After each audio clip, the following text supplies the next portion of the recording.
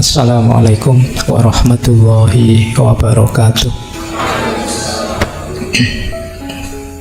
Bismillahirrahmanirrahim. Alhamdulillahi rabbil alamin. Wa bihi nasta'inu ala umuri dunya waddin. Allahumma salli wa sallim wa barik ala habibina wa syafi'ina sayyidina wa maulana Muhammadin wa ala alihi wa ashabihi wa man tabi'ahum bi ihsanin ila yaumiddin. Amma ba'du. Bismillah, mari kita belajar lagi ya. Kita membahas tema cinta. Kita membahas cinta agak dalam ya. Mohon maaf kalau nanti rasanya kok sangat jauh Pak dengan tipe yang semacam ini. Makanya temanya cinta yang coraknya spiritual. Ini ilustrasi dari Osho menarik. Kenapa cinta itu jangan hanya kepemilikan? Karena kalau kepemilikan, ini loh yang terjadi. Mula-mula sang suami mencoba menjadikan istrinya sebagai miliknya.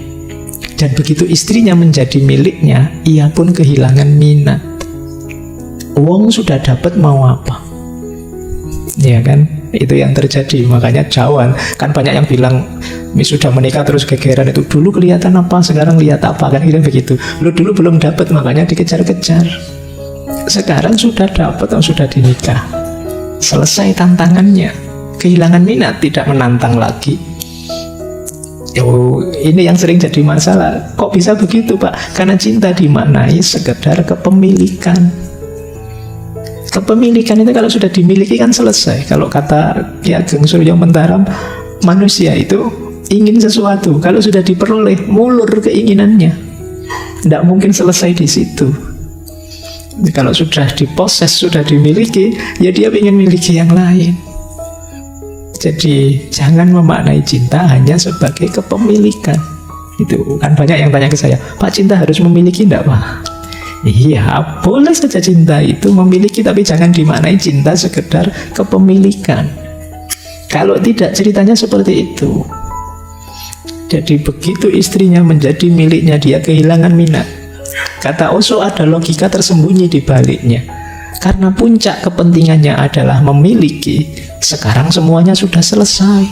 Dan dia ingin mencoba wanita lain sehingga dia dapat melakukan perjalanan untuk kepemilikan lagi, nyari tantangan baru. Makanya kan kadang-kadang banyak, ini gimana sih orang ini sudah nikah, istrinya ya cantik, keluarganya rasanya baik-baik saja, ya kaya, kok ya mau-maunya nyari yang lain, selingkuhannya lebih di bawahnya lagi. Ya mungkin itu bagian dari tantangan baru, karena yang di rumah sudah selesai. Kelirunya di mana? Pemaknaanmu terhadap cinta hanya sebagai kepemilikan. Ya kepemilikan ya kalau sudah dimiliki sudah. Semakin banyak kepemilikannya ya nanti semakin kaya kan. Sederhananya kan begitu. Wong manusia itu kalau urusan kepemilikan kan kata Al-Quran, alhaakumut takasur. Jadi tidak ada berhentinya. Ingin lebih lagi, ingin lebih lagi. Baik, maka ya kalimat ilustrasi ini menegaskan ndak cinta jangan hanya dimaknai sekedar posesif, kepemilikan. Lanjut. Osho juga menjelaskan cinta yang dewasa.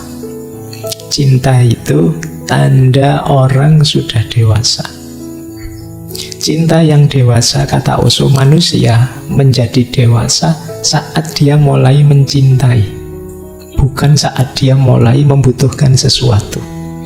Titik tekannya agak berbeda. Yang pertama, penekanannya pada bagaimana mendapatkan lebih banyak. Yang kedua, penekanannya pada bagaimana memberi lebih banyak dan memberi tanpa syarat. Inilah pertumbuhan atau kedewasaan. Orang dewasa itu berarti bagi Osho, coba dilihat dia bisa mencintai enggak? Mencintai itu berarti sudah rela berkorban, rela memberi tanpa syarat enggak? Kalau teman-teman sudah bisa melakukan ini berarti sudah dewasa. Kalau hanya ingin meraih untuk memenuhi keinginan egois kita, itu sebenarnya menunjukkan kita belum dewasa. Jadi tidak sekedar akalnya jalan. Kalau akalnya jalan masih egois, ya belum dewasa sebenarnya. Ukuran dewasa itu kata Osho bisa mencintai. Jadi tidak mencari untuk kepentinganku, tapi berbagi pada yang lain. Orang kok sudah rela berbagi pada sesamanya, pada yang lain, berarti ini kan mencintai namanya, dia sudah dewasa. Tapi kalau hidupnya masih sibuk mengejar ini, mengejar itu untuk kesenangannya sendiri saja, dia belum dewasa, masih anak-anak. Nah, kalian boleh ngitung ya, dirimu sudah dewasa atau belum. Jadi tidak sekedar dihitung dari sudah sunat apa belum, usianya berapa, enggak. Kalau di Osho sudah bisa berbagi apa belum. Kalau belum, ya belum dewasa. Nah, orang dewasa itu cirinya bisa memberi. Baik, jadi cinta berarti tanda kedewasaan seseorang.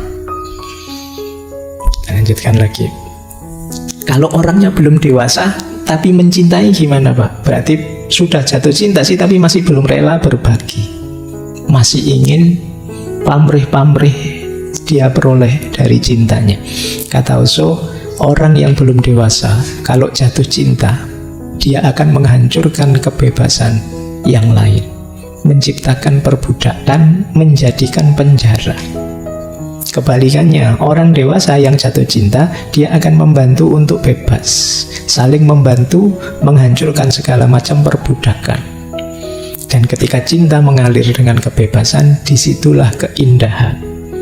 Namun kalau cinta mengalir dengan ketergantungan, disitulah keburukan.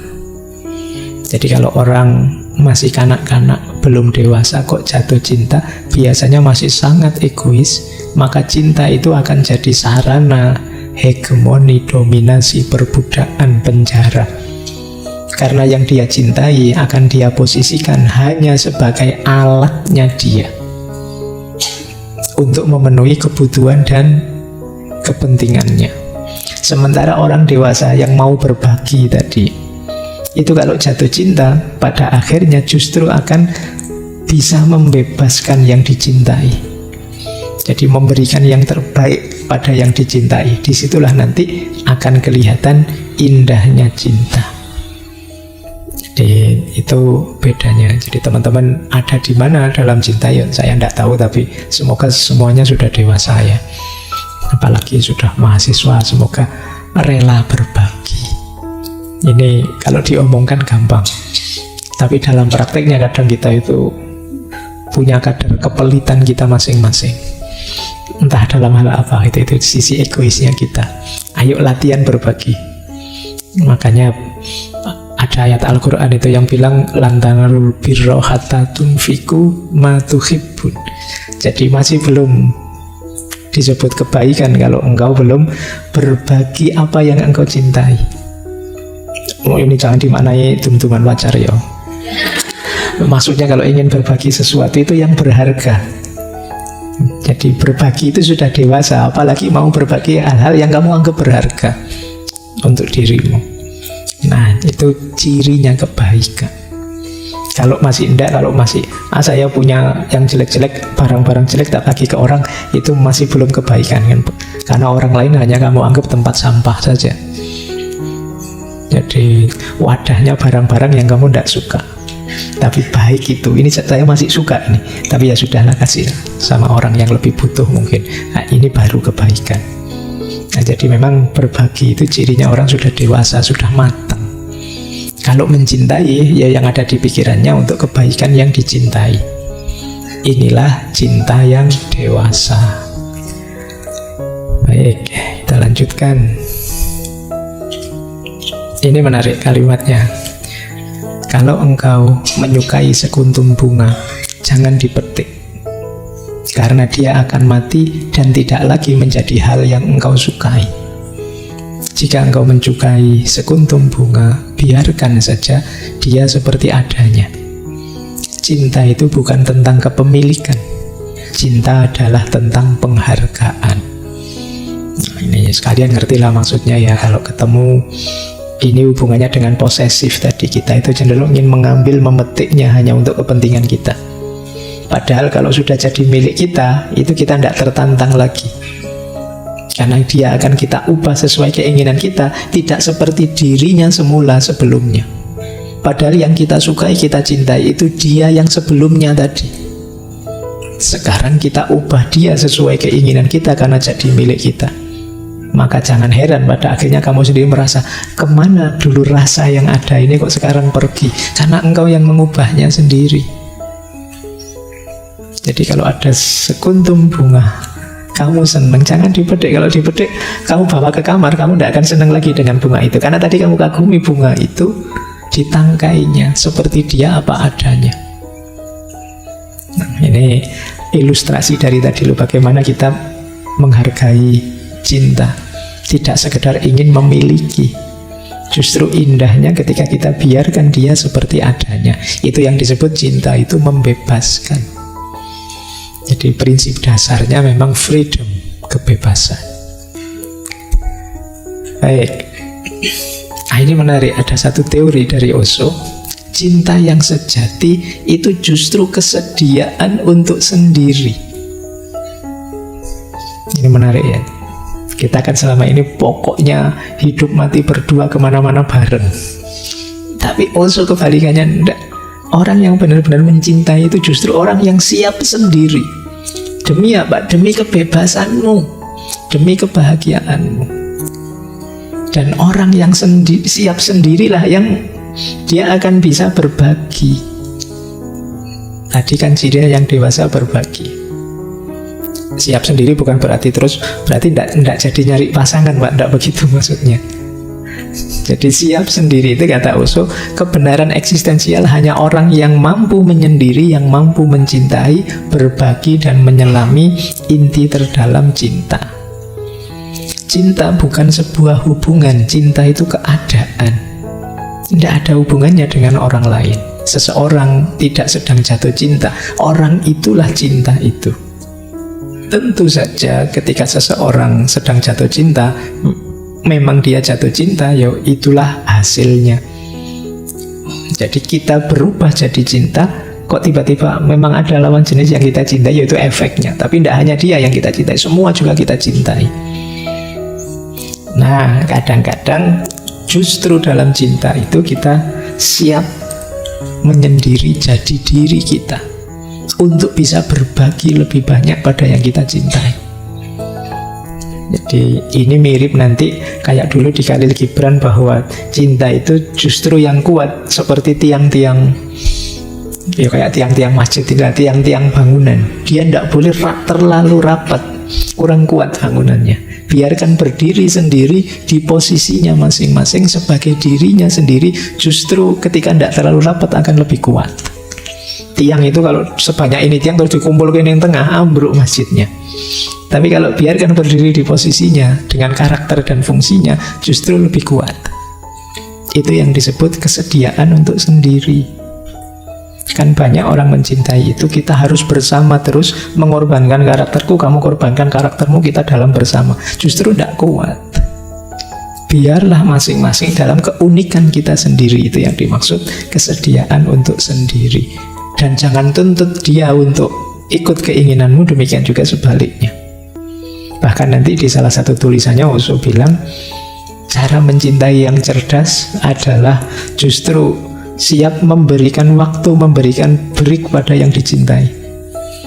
Jadi kalau Mas tiap malam minggu sampai napel atau capek, aku mbak libur lah sebulan itu, lu itu boleh kalau kayak gitu. Mungkin ada jenuhnya, ada ya monggo saja, ada breaknya. Jangan dianggap itu terus tidak cinta lagi. Justru mungkin disitulah akan kelihatan buktinya dari cinta, bahwa aku siap melakukan apapun demi dirimu, aku siap berbagi apapun. Itu diantara yang disampaikan oleh Osho. Nah, ini yang rame, yang sering kalian komplain ya. Sejak tadi kan kalimat-kalimat yang rasanya ini kalimatnya anak-anak yang bucin semua tadi ya. Budak cinta. Coba perhatikan ureanya Osho itu ya tentang budak cinta. Ketika saya berkata, jadilah budak cinta, yang saya maksud bukan untuk menjadi pelayan orang yang Anda cintai. Bukan, tidak sama sekali. Saya tidak mengatakan untuk menjadi pelayan seorang kekasih. Maksudku jadilah pelayannya cinta. Gagasan murni tentang cintalah yang harus dilayani. Kekasihmu hanyalah salah satu wujud dari gagasan murni itu, dan seluruh keberadaan tidak mengandung apapun kecuali jutaan manifestasi gagasan murni itu. Bunga, bulan, kekasihmu, anakmu, ibumu, ayahmu, semuanya adalah wujud gelombang di lautan cinta. Namun jangan pernah menjadi pelayan seorang kekasih. Ingatlah selalu bahwa kekasihmu hanyalah satu ekspresi kecil. Sajikan cinta lewat sang kekasih, tapi jangan pernah melekat pada sang kekasih. Ketika seseorang tidak terikat pada kekasihnya, cinta mencapai puncak tertingginya. Saat seseorang melekat, ia akan mulai terjatuh. Engkau akan memenuhi semua kebutuhannya, tapi jangan penuhi keinginan egois atau keinginan fiktifnya. Jangan memenuhi apapun yang benar-benar akan merugikannya. Misalnya, jangan memenuhi egonya meskipun egonya menuntut. Orang yang terlalu khawatir terikat akan memenuhi tuntutan ego. Itu artinya Anda meracuni kekasih Anda. Jadi yang pertama, bucin itu bukan berarti budaknya pacar, budaknya kekasih, tapi budaknya cinta. Budak cinta itu maksudnya apa? Mari kita jadikan cinta sebagai bahan pertimbangan, cara pandang kita, cara hidup kita. Seperti saya bilang tadi, memutuskan apapun, melihat apapun, pertimbangannya cinta. Itulah yang disebut bucin, budaknya cinta, pelayannya cinta, kata Osho. Dan ini ya memang tidak terbatas di kekasih, tapi juga teman, orang tua, saudara, anak, tetangga, semua saja adalah yang mendapatkan perlakuan layanan cinta dari kita. Bahkan kalau tentang yang kita cintai, yang kekasih kita tadi, tidak selalu keinginannya kita layani. Kadang-kadang ada permintaan-permintaan egois yang justru menghancurkan dia. Kalau kita turuti saja, sebenarnya kita sedang meracuninya. Misalnya kalian dimintai bantuan, "Mas, aku lagi males bikin skripsi, kamu yang bikinin ya." Oke, siap. Lo yang kuliah siapa, yang bikin skripsi siapa. Jadi ini bagi saya jenis-jenis meracuni itu tadi. Jadi tidak semua permohonannya harus kamu penuhi. Permintaannya apapun harus kamu jawab dalam koridor cintamu. Cinta itu ya tidak selalu harus menuruti permintaan yang kamu cintai. Justru kamu harus peduli. Jangan minta itu akan merusakmu, itu akan menghancurkanmu. Kita jangan ikut-ikutan meracuni yang kita cintai. Nah, ini menarik juga. Ada sering pertanyaan seperti ini dibantu menjawab oleh Osho. Mengapa sih cinta itu kok rasanya sering menyakitkan? Kata Osho, cinta itu menyakitkan karena menciptakan jalan menuju kebahagiaan. Cinta itu menyakitkan karena dia mengubah. Cinta adalah transformasi. Setiap transformasi akan menyakitkan karena yang lama harus ditinggalkan demi yang baru. Yang lama sudah familiar, aman. Yang baru sama sekali tidak diketahui. Engkau akan bergerak di lautan yang belum dipetakan. Engkau tidak akan menggunakan pikiran pada hal baru, sedangkan dengan yang lama, pikiran telah terampil. Pikiran hanya bisa berfungsi dengan yang lama. Dengan yang baru, pikiran sama sekali tidak berguna. Jadi cinta itu kan membawa transformasi, perubahan dalam hidup. Tentu saja perubahan itu pahit, karena kita berhadapan dengan situasi baru yang tidak sama dengan sebelumnya. Oleh karena itu, rasa takut pun muncul. Meninggalkan dunia lama yang nyaman, aman, mudah, menimbulkan rasa sakit.